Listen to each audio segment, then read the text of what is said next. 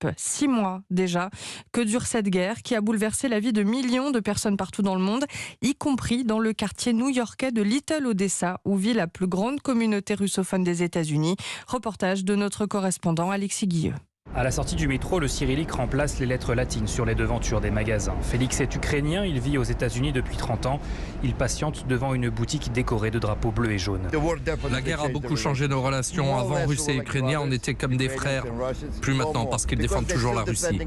À Little Odessa, 45% des habitants parlent une langue slave. Beaucoup ont fui la Russie dans les années 90. Denis a lui quitté Moscou avec sa mère juste avant le début de la guerre. Il est maintenant serveur dans un restaurant ukrainien.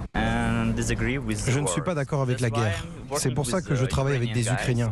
On est comme une famille ici. On se soutient les uns des autres. Parfois, il y a des Russes favorables à la guerre, mais je ne leur parle plus. Tout cela sûr, le quartier soutient massivement l'Ukraine dans ce conflit, une guerre vécue comme un déchirement par Irina. Je suis à moitié russe et à moitié ukrainienne.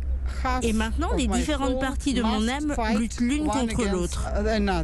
J'adore la culture russe et j'adorais le peuple russe.